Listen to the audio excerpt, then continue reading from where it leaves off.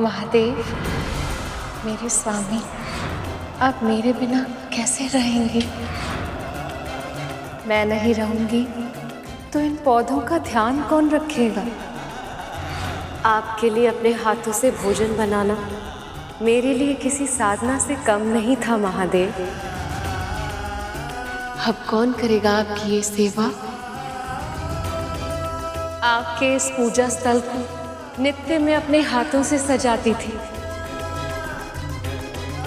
अब ये कार्य कौन करेगा महादेव?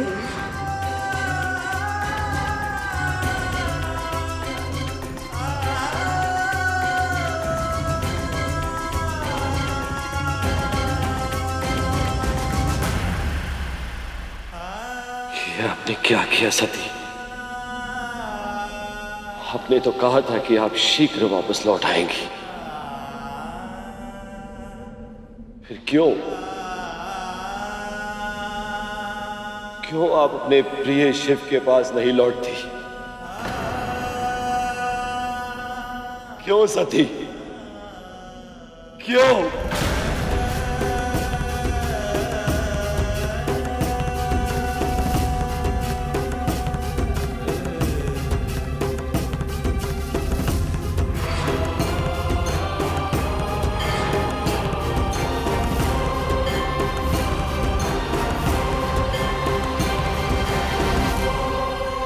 दोष दक्ष का है प्रभु, आपका इतना अपमान किया उसने, पर मां सह नहीं पाई।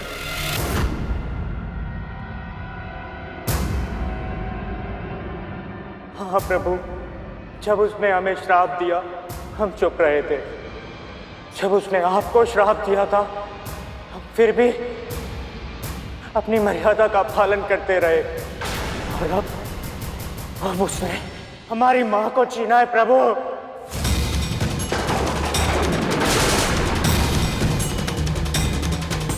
आपके प्रति घृणा ने उसे इतना अंधा बना दिया कि उसने अपनी ही संतान को इतना विवश कर दिया कि वो आत्मदाह करती रही और वो निर्लज्ज बैठा देखता रहा।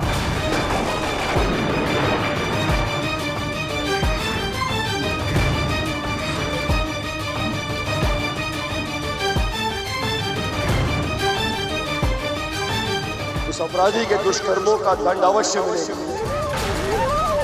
मेरी प्रिय के अपमान का उत्तर देना होगा, इस अत्याचार का न्याय होगा, और वो करेगा मेरा रौद्र रूप।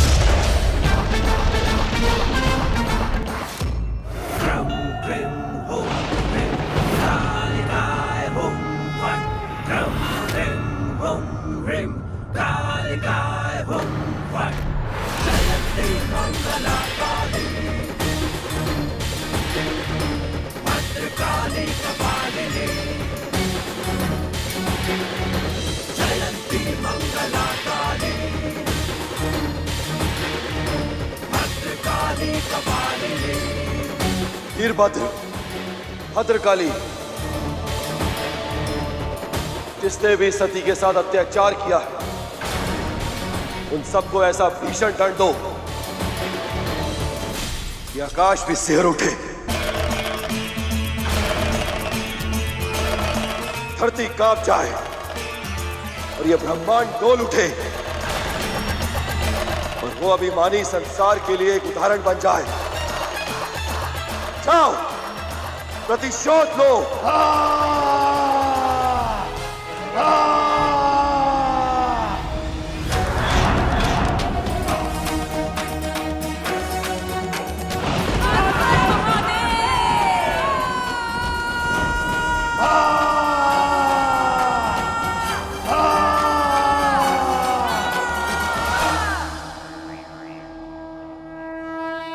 परंतु माँ, मैं समझ नहीं पा रहा हूं कि महादेव तो देवी सती के जाने के बाद बहुत अधिक क्रोधित थे, तो फिर वो प्रजापति दक्ष और अन्य देवताओं को दंड देने के लिए स्वयं क्यों नहीं गए? उन्होंने अपनी जटाओं से वीरभद्र और भद्रकाली को उत्पन्न ही क्यों किया? क्योंकि महादेव की करुणा अथाह, उनके हृदय में दया का सागर लहराता है। उस भीषण मानसिक संताप की अवस्था में उन्होंने अपने कष्ट से अधिक दूसरों के कल्याण के बारे में सोचा। प्रजापति और अन्य देवता उनकी एक जटा से उत्पन्न रुद्र रूप का सामना नहीं कर पाए। ऐसे में यदि महादेव उन्हें स्वयं दंड देने के लिए तत्पर हो जाते तो विनाश का ऐसा तांडव होता कि ये समस्त संसार क्षण भर से भी कम समय में समाप्त हो जाता।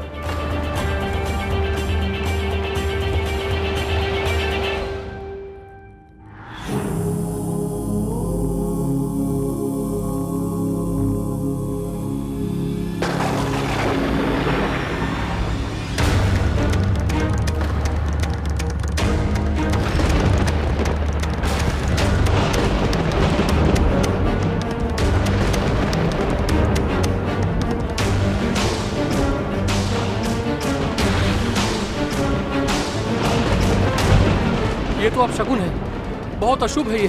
हे भगवान, अब क्या होने वाला है? महाराज, आप प्रजापति दक्ष हैं। इन अशुभ लक्षणों से, इन अपशकुनों से आपको भयभीत होने की कोई आवश्यकता नहीं है। भृगु ऋषि कैसी बात कर रहे हैं? ये किसी भयानक अनहोनी का आभास है।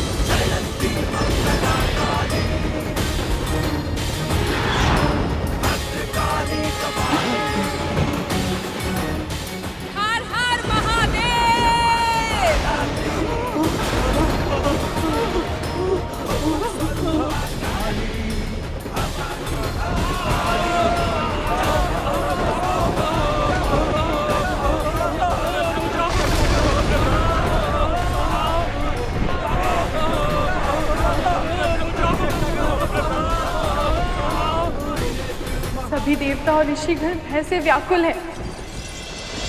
इनके भय को शांत करने का सिर्फ एक ही उपाय है।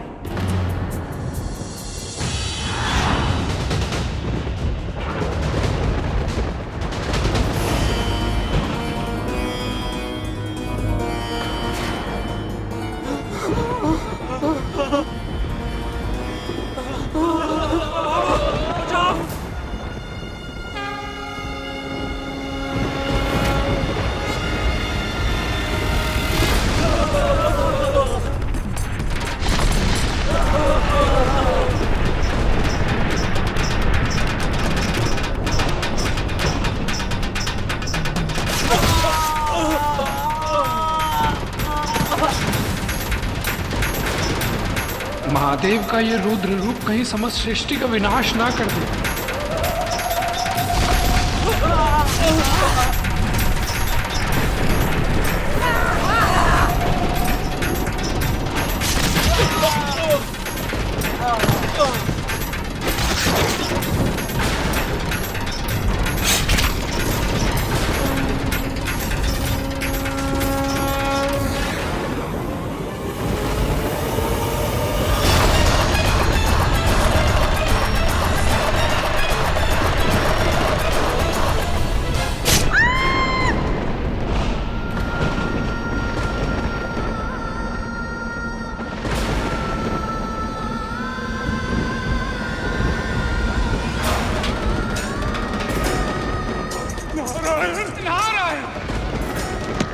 देवी सरस्वती, अपने आप को ज्ञान की देवी मानती है ना आप?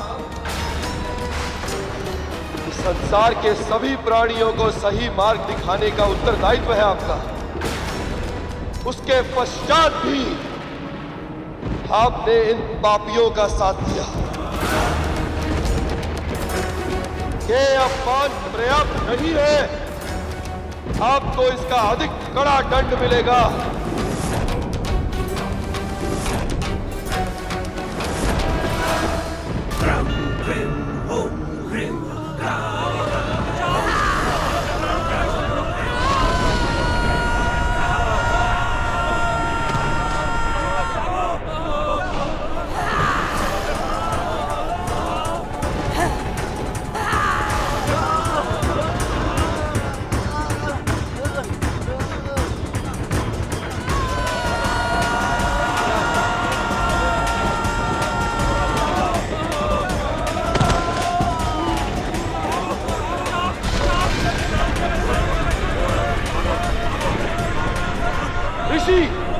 नहीं, तपस्वी, अपने आप को बहुत बड़ा ज्ञानी समझते हो तुम सब। फिर भी तुम सब ने इस यज्ञ में भाग लिया। नंदी अकेला था और तुम सब इतने अधिक। उस अकेले को चारों ओर से घेर कर चक्रव्यूह रचा था तुमने। अब दिखाओ अपना शौर्य। तोड़ सको तो तोड़ो हमारा चक्रव्यूह।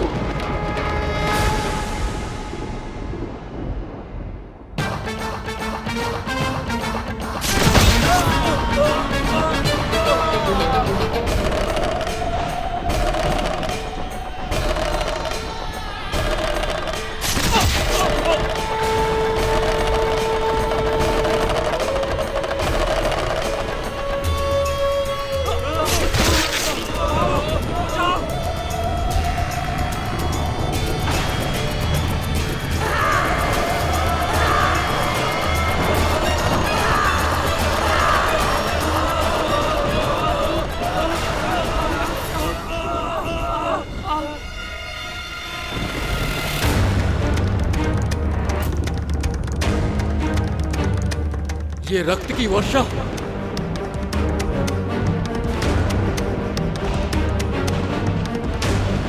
ये वातावरण इतना भयावह कैसे हो गया?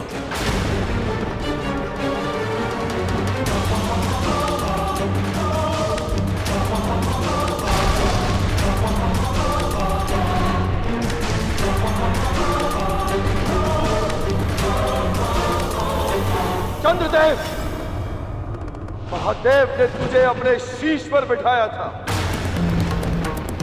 इतना बड़ा सम्मान दिया था, और तूने क्या किया?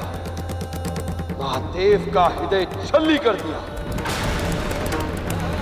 धिक्कार है तुझ पर।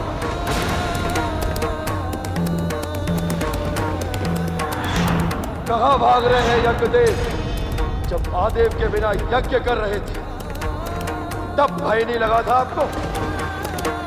अब विलंब हो गया है, आपको अपनी आहुति देनी पड़ेगी।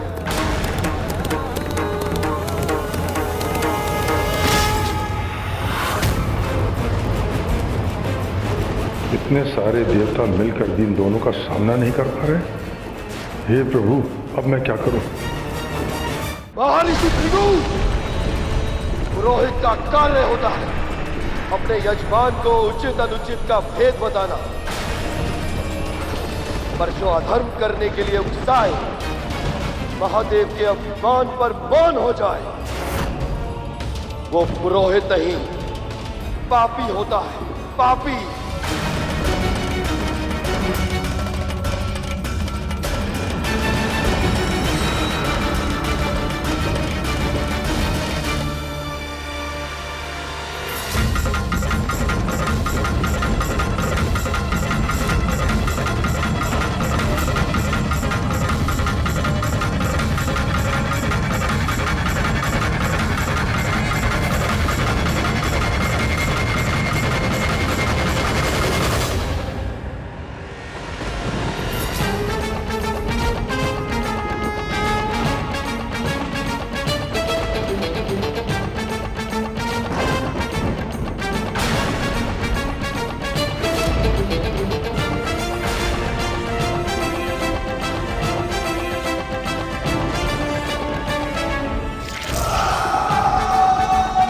ईश्वर,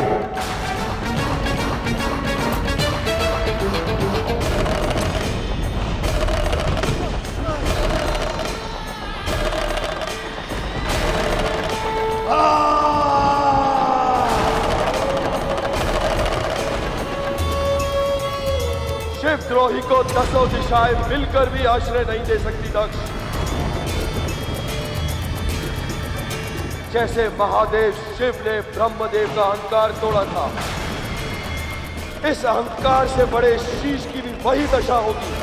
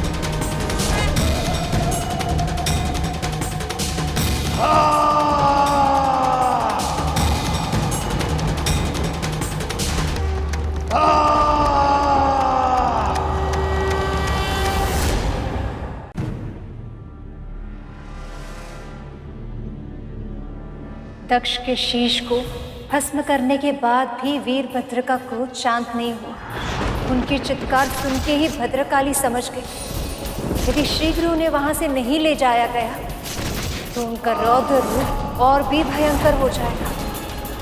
और तब वो उन्हें लेकर गोदावरी नदी के किनारे आ गई और उस बहते हुए जल में उन दोनों ने अपने रक्त रंजित अस्त्रों को धोए।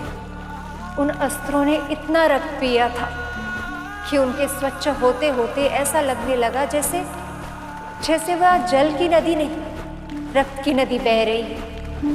ये देखकर भद्रकाली तो शांत हो गई, पर वीरभद्र नदी के उस लाल रंग को देखकर और भी उग्र होने लगे। यदि वीरभद्र जी को शीघ्र ही शांत नहीं कराया गया तो उनके प्रकोप से सृष्टि का विनाश निश्चित है। वीरभद्र,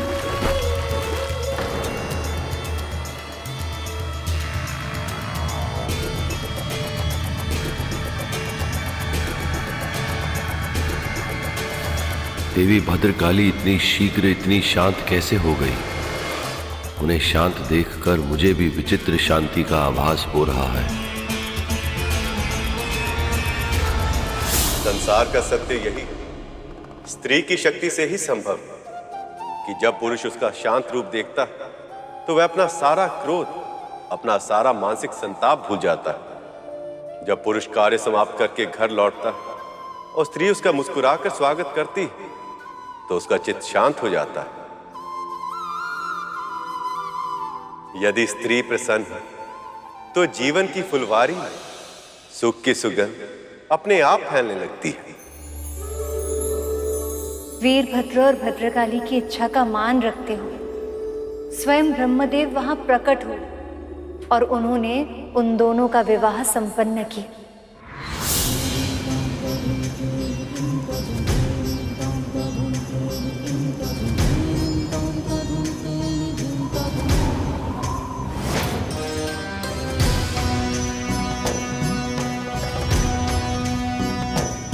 क्या आप मुझसे विवाह करेंगे देवी?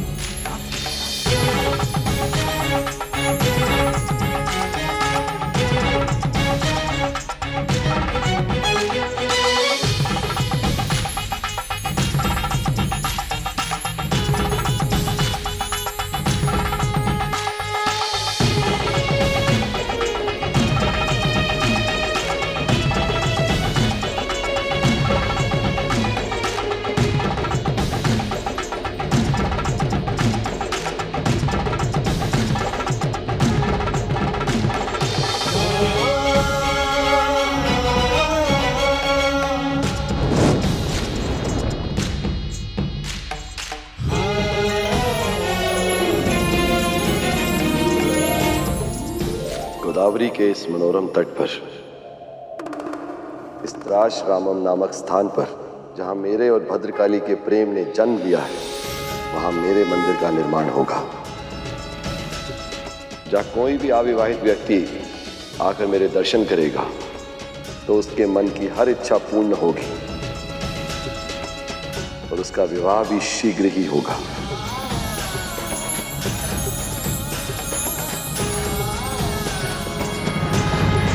शिव का आंशिक रूप तो शांत हो गया, पर शिव देवी सती के बिना अभी भी अकेला और अधूरा महसूस कर रहे थे।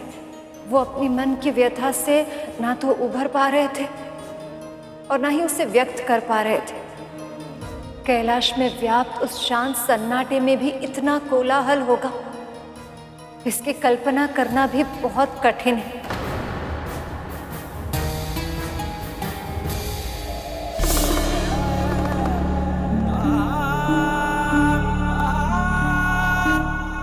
आप मेरे जीवन के अभिन्न अंग है महादेव। अब मैं भी आपके जीवन का अभिन्न अंग बनना चाहती हूँ। मेरे होते हुए आप कभी अकेली नहीं हैं सती। मैं आपके साथ जाने के लिए हट नहीं करूँगी। आप मुझे भी मत रोकिए। मैं सदा के लिए थोड़ी ना जा रही हूँ मेरे भोले बाबा। यज्ञ समाप्त होते ही वापस लौट आऊंगी।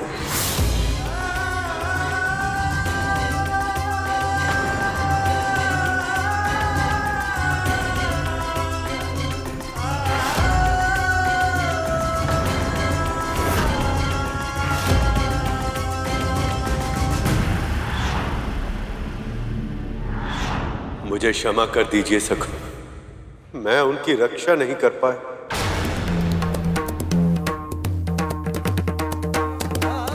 आपको सदैव सच्चे और योग्य प्राणियों का साथ देना चाहिए। जब स्वयं सरस्वती अयोग्य व्यक्तियों का साथ देने लगे, उन पे कृपा करने लगे, तो इस संसार का हित नहीं हो सकता। ऐसे में नाक कटना अनिवार्य ही है।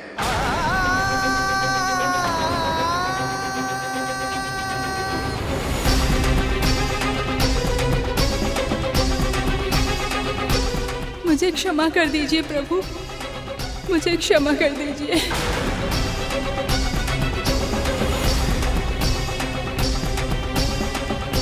आपने मुझे अपने शीश पर स्थान दिया और मैंने माता सती का अपमान होते देखकर भी कुछ नहीं किया। मेरा मौन ही मेरा अपराध है प्रभु, मुझे क्षमा कीजिए।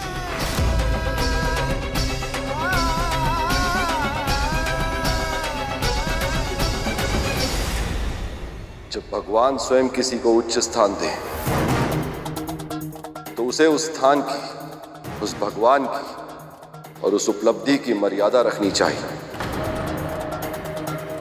जो ऐसे अभूतपूर्व सम्मान के बाद भी मर्यादाहीन आचरण का साथ दे, उसका पतन तो निश्चित है चंद्रदेव। मुझसे बहुत बड़ा अपराध हुआ है प्रभु, अब बस एक ही विनती है, दया कीजिए, मुझे क्षमा कर दीजिए प्रभु। हे महादेव, सभी देवताओं को अपनी भूल का आभास हो चुका है। ये लज्जित है, क्षमा प्रार्थी है और आपकी कृपा के आकांक्षी है। हमें क्षमा कर दे सकते, हमें क्षमा कर दीजिए प्रभु।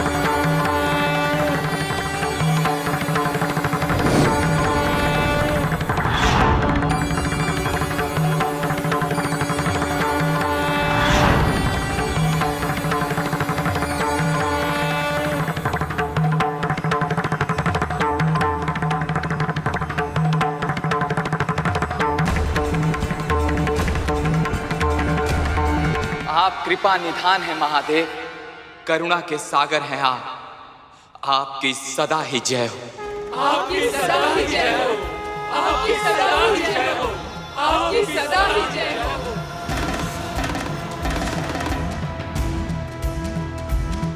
एक विनती और है सखा। दक्ष की मृत्यु के कारण महायज्ञ बीच में ही रुक गया था। संसार पर एक और दया कर और दक्ष को एक बार फिर से जीवित कर दो ताकि यज्ञ पूर्ण हो सके। जब मैंने माता के शव को देखा था, मेरी दशा इतनी बिगड़ गई थी, तो न जाने प्रभु के हृदय में क्या बीतेगी।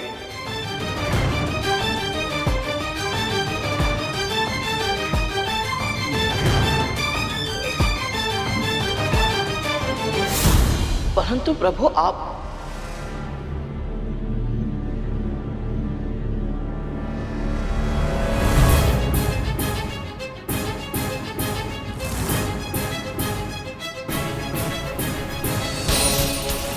ही बताइए प्रभु, इतना सब कुछ होने के बाद भगवान श्री नारायण महादेव से ऐसी मांग कैसे कर पाए? ये तो ऐसे ही हुआ ना, जैसे कोई किसी के हृदय में खंजर खोप दे और फिर उसे अंतर तक और अधिक मरोड़ दे। हमारे भोले बाबा भोले करुणामयी, परंतु इसका अर्थ ये तो नहीं कि वो उनमें कोई भावना नहीं। अभी तो महादेव ने देवी सती के अंतिम दर्शन भी नहीं किए थे। उन्हें पूरी तरह से विश्वास भी नहीं हुआ होगा कि जिन देवी को वो इतना अधिक प्रेम करते हैं, जो उनके अस्तित्व का केंद्र है, वो सदा सदा के लिए उनके जीवन से जा चुकी है। और ऐसे में उनके हत्यारों को फिर से जीवित करने की मांग रखना, ये कहाँ का न्याय है प्रभु?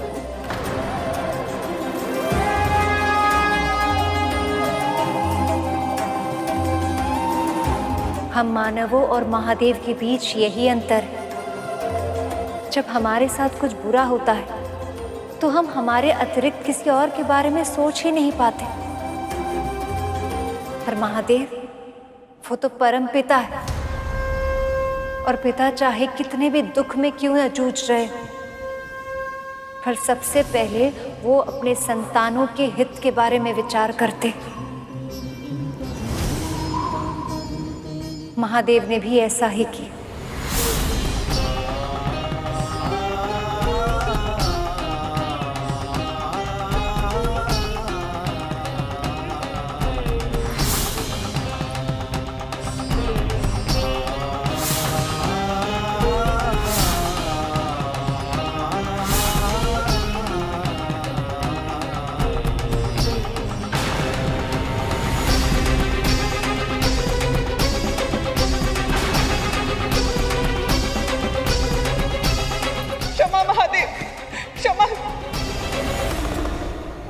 मूढ़मती माँ हूं जो ना तो अपनी पुत्री को पहचान पाई और ना ही अपने दामाद का सम्मान कर पाई। मैं माँ होने का कर्तव्य नहीं निभा पाई और आज इस अपराध का बहुत कड़ा दंड मिला है मुझे। और सत्य तो ये है इस दंड के योग्य हूं मैं, किंतु हे महादेव, एक पत्नी होने के रूप में मैंने अपने पति की अर्धांगिनी होने का पूरा प्रयास किया है। सच्चे अर्थों में सदैव उनका साथ दिया, अपना कर्तव्य पूरी निष्ठा से निभाया है मैंने। और इसीलिए एक सुहागिन होने के नाते मैंने आज तक जो भी पूजा अर्चना जब व्रत तप किए उनका फल दीजिए मुझे महादेव। मेरे पति को पुनः जीवित कर दीजिए, पुनः जीवित कर दीजिए।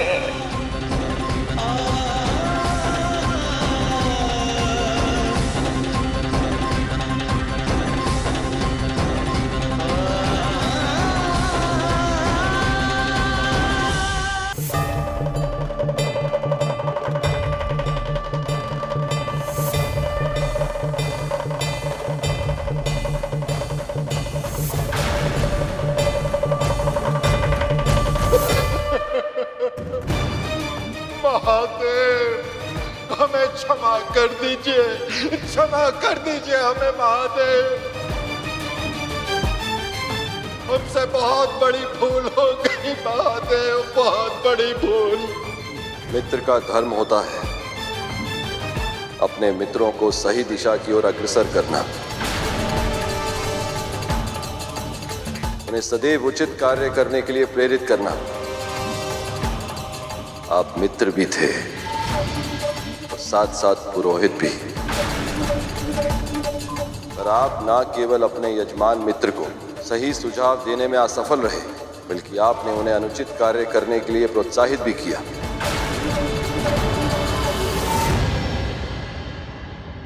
उसी का दंड मिला है आपको महर्षि। ऋषियों की दाढ़ी ज्ञान का प्रतीक होती है। आपके अपराध के कारण आप वो भी गवा बैठे।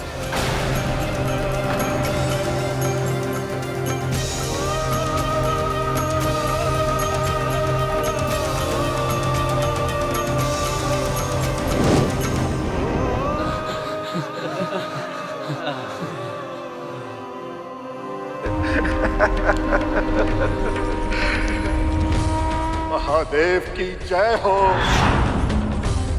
आपकी सदा ही जय हो। महादेव की जय हो, आपकी सदा ही जय हो। महादेव की जय हो।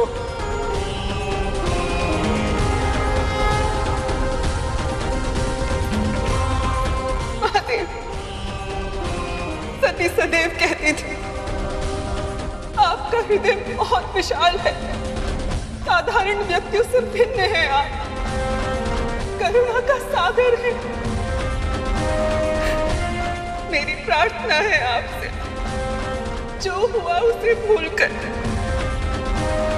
इन्हें प्राण दान दे, इन्हें पुनः जीवित कर दीजिए महादेव। पुनः जीवित कर दीजिए। आपके पति का शीश भस्म हुआ है और सृष्टि के नियमों के अनुसार मैं उस शीश को फिर से उत्पन्न नहीं कर सकता। आपके कारण ही सती को सबसे पहले मेरा ज्ञान हुआ। अनजाने में ही सही, मुझे खोजने में, मुझे जानने में आपने उनकी सहायता भी की थी। इसलिए मैं आपका ऋणी हूं देवी, और ये ऋण मैं आपके पति के प्राण लौटाकर चुकाऊंगा।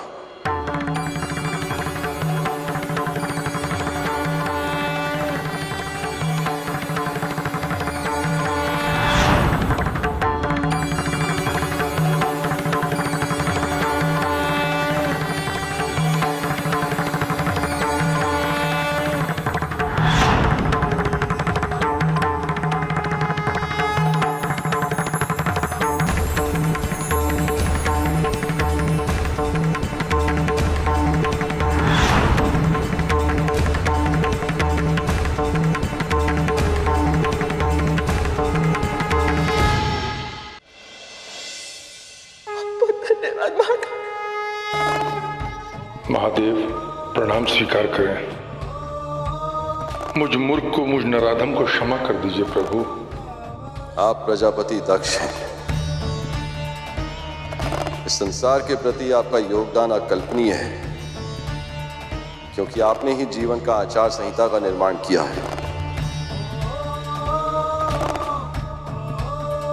ध्यान, पूजा, जप, व्रत, इन सभी नियमों का निर्माण करके आपने समाज को नियम और अनुशासन भी सिखाया है। सदैव स्मरण रहे प्रजापति, जब अधिक शक्ति होती है तो दायित्व और भी बढ़ जाता है। आपने सदैव पशु जाति को तुच्छ दृष्टि से देखा। आज उन्हीं में से एक ने आपको नवजीवन का दान दिया है। इसी कारण आपको क्षमा उसी से मांगनी चाहिए जिसका आपने सदैव अपमान किया है।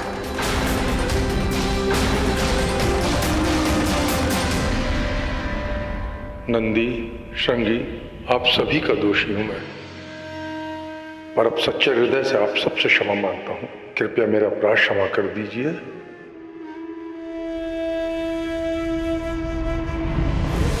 महादेव अभी शांत अवश्य हुए, किंतु जब वह देवी सती का शव देखेंगे तब उनकी क्या प्रतिक्रिया होगी, ये कोई नहीं बता सकता।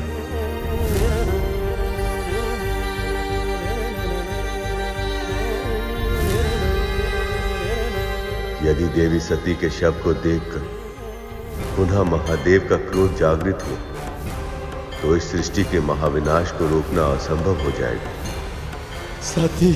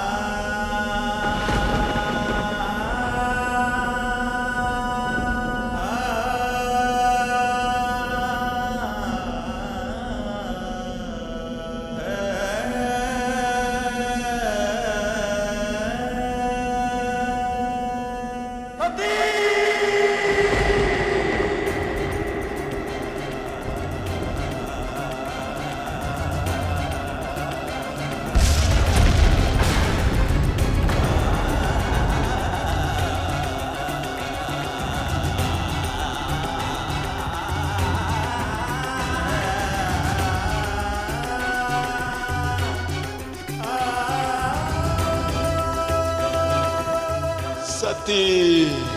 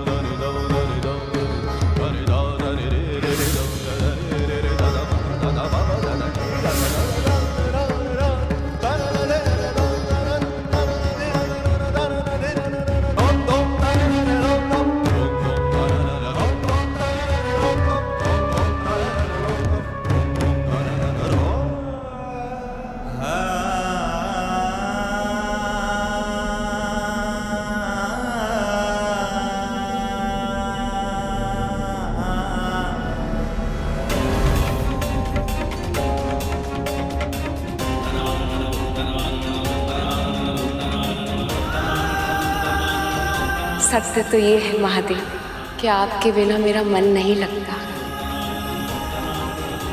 भूख, प्यास, निद्रा, ये सारी आवश्यकताएं मुझे व्यर्थ लगती हैं। महादेव, देवी सती के शव को लिए कहाँ जा रहे हैं? ना जाने अब क्या नया संकट आएगा इस सृष्टि पर। आप मेरे जीवन के अभिन्न अंग है महादेव।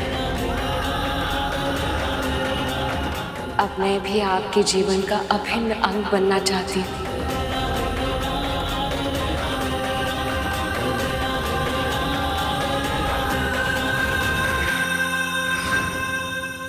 पर बहन, एक बात समझ नहीं आई, जब भोले बाबा ने सबको ठीक कर दिया तो फिर सती को काहे ठीक ना किया? क्योंकि देवी सती ने घोषणा की थी कि वो दक्षायिनी रूप में जीवित नहीं रहना चाहती थी। बिना आमंत्रण के अपने पिता के घर आने का हट करके जो उन्होंने अपराध किया था, उसके लिए उन्होंने अपने लिए यही दंड चुना था। ऐसे में महादेव को उनकी इच्छा का सम्मान तो करना ही था।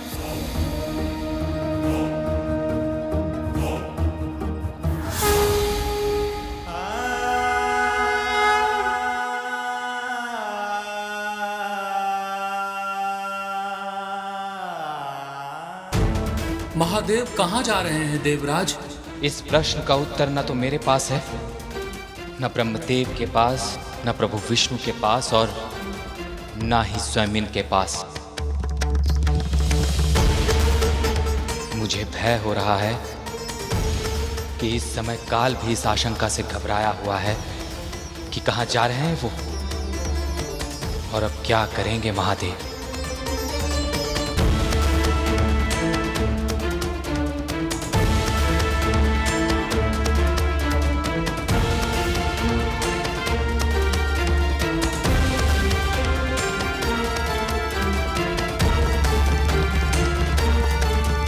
अब तक मैंने केवल अर्पण किया है, पर अब स्वयं को समर्पण करना चाहती हूँ। मैं आपको अपना पति परमेश्वर मान चुकी हूँ महादेव। क्या आप भी मुझे अपनी अर्धांगिनी के रूप में स्वीकार करेंगे? ये वरमाला केवल और केवल महादेव के गले में सुशोभित होगी। मेरी प्रेम की शक्ति महादेव को यहाँ तक लेकर आएगी। मेरे होते हुए आप कभी अकेली नहीं हैं सती। आप मेरा ही भाग हैं और मैं आपका।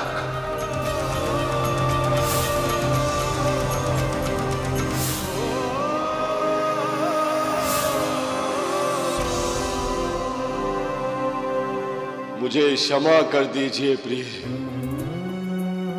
मैं आपके प्राणों की रक्षा करने में विफल रहा और अब इतना विलंब हो चुका है कि मैं चाहकर भी कुछ नहीं कर सकता। प्रिय, शिव हूं मैं, आज केवल शव समान हूं। ये कैसी विवशता है कि आज मैं अपने प्रिया को जीवन भी नहीं दे सकता, समय का चक्र नहीं लौटा सकता, आपको उस यज्ञ में जाने से नहीं रोक सकता। मैं क्या करूं प्रिय, मैं क्या करूं?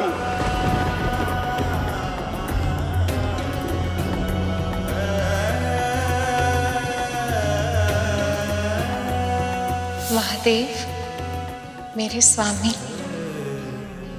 आप मेरे बिना कैसे रहेंगे?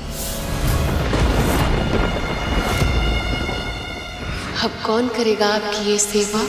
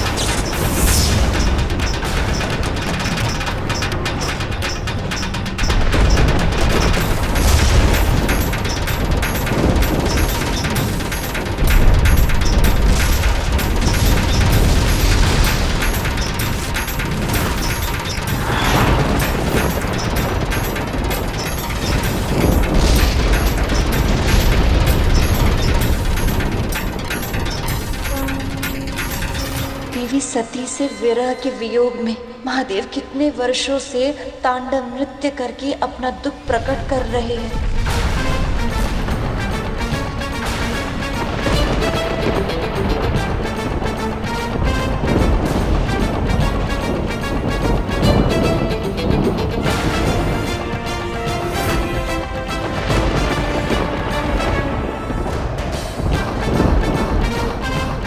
यदि महादेव ने अपना तांडव शीघ्र ही नहीं रोका तो घोर अनर्थ हो जाएगा।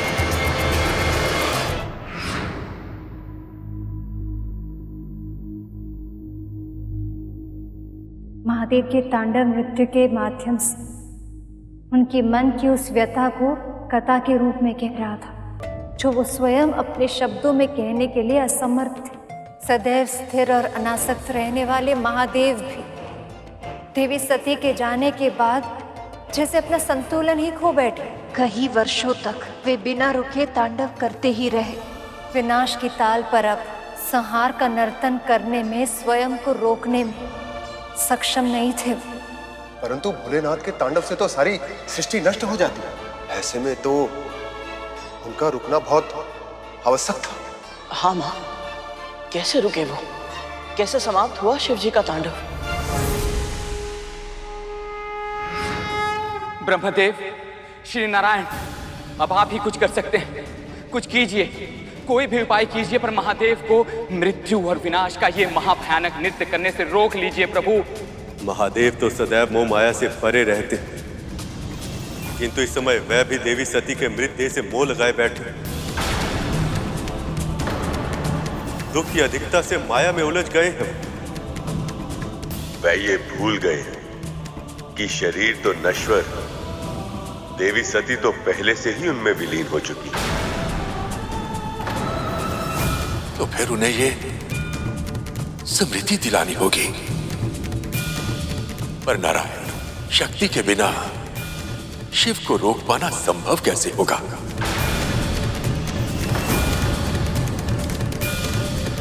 हे नारायण, अब तो आप ही से आशा है। आप ही हैं जो इस समस्या का समाधान निकाल सकते हैं।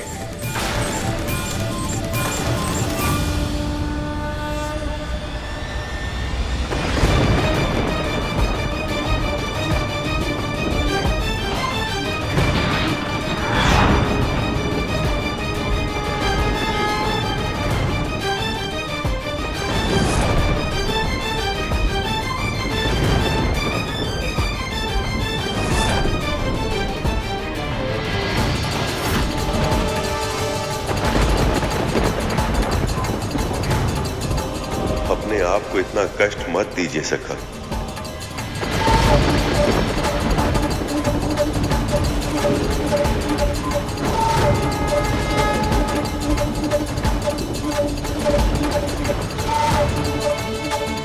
हे सखा, मुझे क्षमा करिए। इस सृष्टि की सुरक्षा के लिए मुझे ये करना पड़ रहा। इसके सिवा मेरे समक्ष और कोई विकल्प नहीं।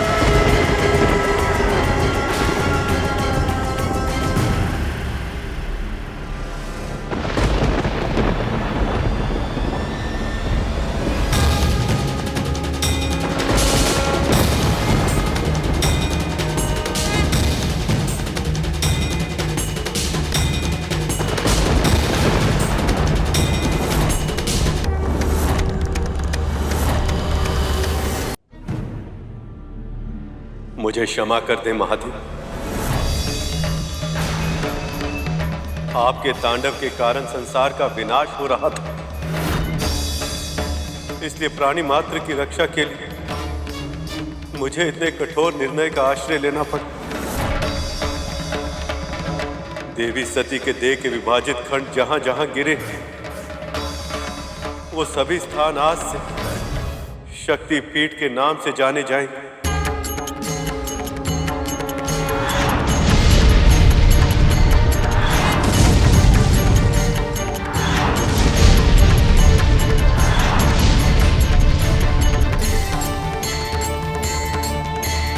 अनंत काल तक वहां भक्त देवी का पूजन करेंगे, उनका स्मरण, उनका ध्यान, उनकी सेवा करेंगे। इन सभी 51 शक्ति पीठों में जब भी कोई भक्त पूरी श्रद्धा से देवी की आराधना करेगा तो उसका कल्याण अवश्य होगा। आदि शक्ति देवी सती स्वयं उसे आशीर्वाद देंगी।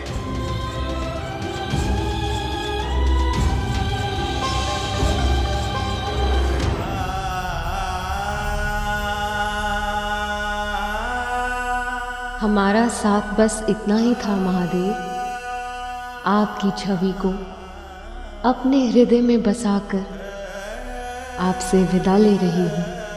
हो सके तो मुझे क्षमा कर दीजिएगा।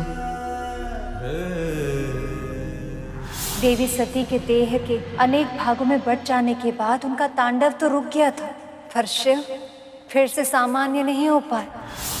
संसार से विरक्त होकर वो गहन समाधि में लीन हो गए।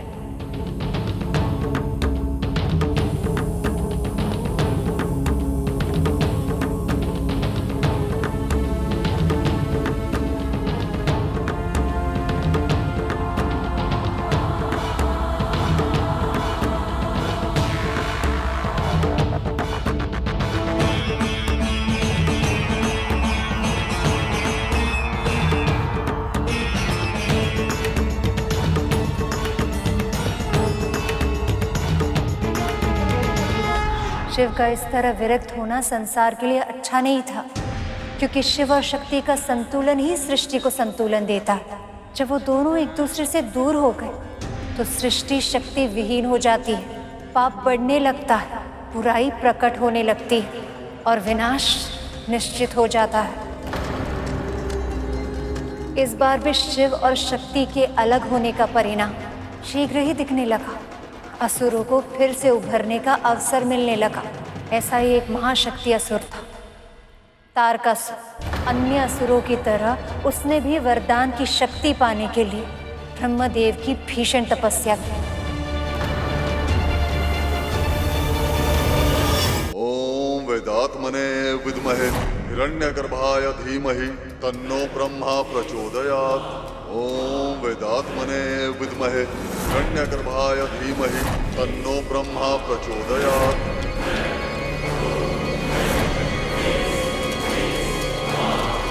ओम वेदात्मने विद्महे हिरण्यगर्भाय धीमहि तन्नो ब्रह्मा प्रचोदयात्। तुम्हारी तपस्या पूर्ण हुई तारकासुर।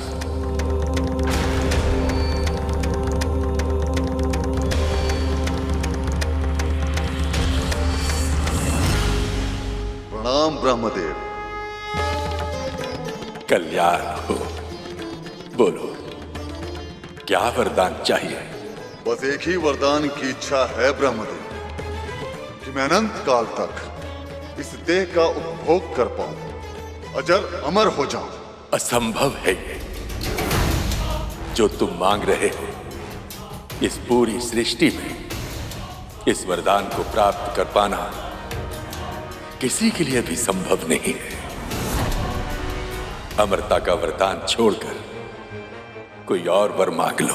फिर आप मुझे ये वरदान दीजिए ब्रह्मदेव, कि मेरी मृत्यु केवल उसी के द्वारा संभव हो पाए जिसका जन्म स्वयं महादेव शिव शंकर से हुआ हो।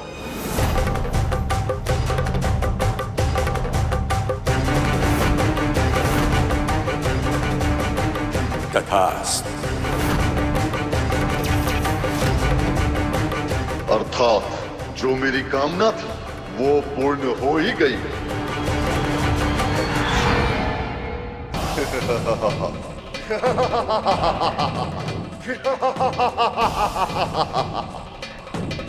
ना चाहते हुए भी आपने मुझे अमर बना ही दिया ब्रह्मदेव। शिव शंकर की पत्नी भस्म हो चुकी है और शिव संसार से विरक्त होकर गहन समाधि में जा चुके हैं।